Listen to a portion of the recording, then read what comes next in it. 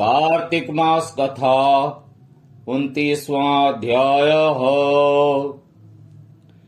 महाराज पृथु ने देवर्षि नारद जी से विनय पूर्वक कहा, भगवान, आप सभी वेदों, शास्त्रों तथा पुराणों के ज्ञाता हैं, सो कृपा करके यह बतलाइए कि किस किस देव की कितनी कितनी परिक्रमा करनी चाहिए तथा उनका क्या फल है।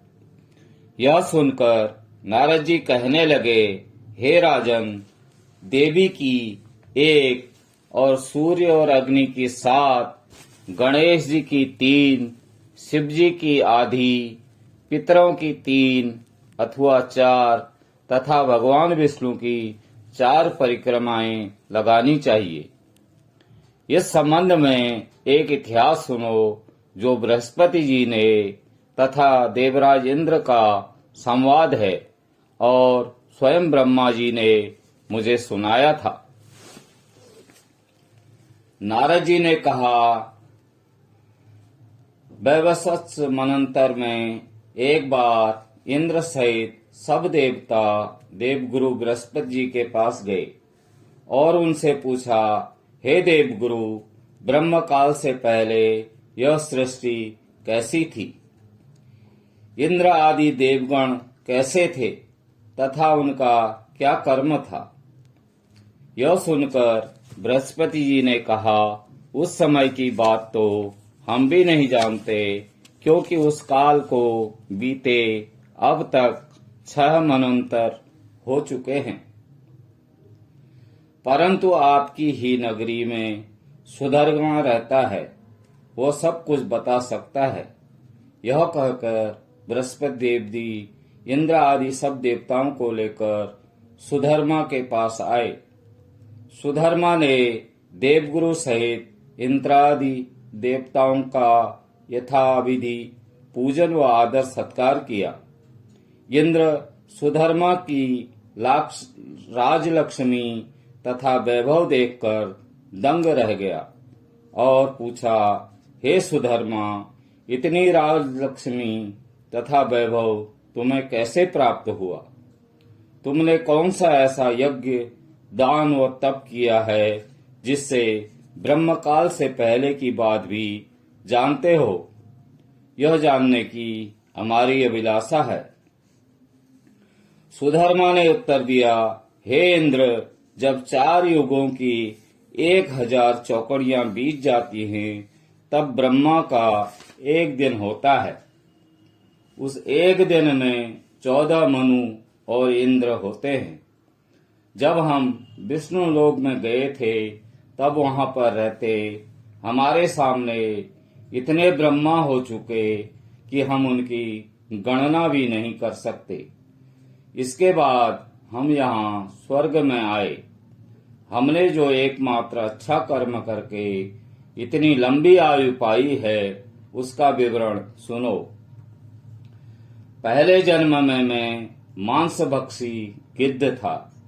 एक समय कार्तिक शुक्ला नवमी को श्री विष्णु के मंदिर पर बैठा हुआ था कि एक शिकारी ने आकर बाण मारा, जिससे घायल होकर मैं विष्णु मंदिर में आ गिरा। उसी समय मांस के लोभी एक कुत्ते ने आकर मुझको पकड़ लिया। उसे देखकर अन्य कुत्ते भी वहां आ गए।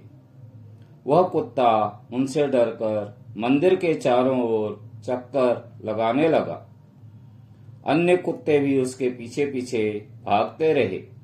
इस प्रकार सबने मंदिर की प्रदक्षिणा कर ली। इस बीच मेरी मृत्यु हो गई। मंदिर की प्रदक्षिणा से भगवान अत्यंत प्रसन्न हुए और मुझको अपना परम पद दे दिया। यह बात सुनकर इंद्र तथा अन्य सभी देवता अत्यंत प्रसन्न हुए और उन्होंने श्री भगवान का पूजन करके प्रदक्षिणा की। इसके पश्चात नारद जी ने इस नवमी तथा भगवान की परिक्रमा का महत्व बताते हुए आगे कहा, हे राजन, कार्तिक शुक्ला नवमी सतयुग की आदि तिथि है। उस दिन भगवान की पूजा, प्रदक्षिणा, व्रत, दान, तप तथा यज्ञ करने से कई गुना फल मिलता है। यदि कार्तिक शुक्ला नवमी को मथुरा में जाकर भगवान का पूजन और प्रदक्षिणा की जाए तो इससे अधिक फल की प्राप्ति होती है। प्रदक्षिणा करने में जितने पग उठते हैं उसके उतने ही कुल वैकुंठ में वास करते हैं। यदि मथुरा नगरी बहुत दूर हो तो अन्य किसी धार्मिक स्थान पर प्रदक्षिणा करें।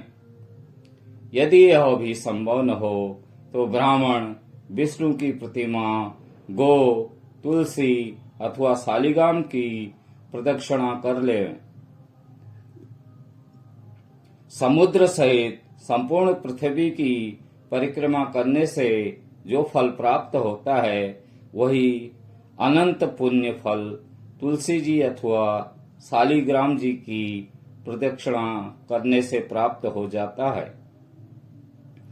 कार्तिक के शुक्ल पक्ष की नवमी को गो, ब्राह्मण, देव मंदिर, तुलसी वन, साधु बैरागी, जीवन मुक्त परमहंस, गृहस्थ, वेद, उपवेद तथा पुराण ये सब ग्राम में ही वास करते हैं।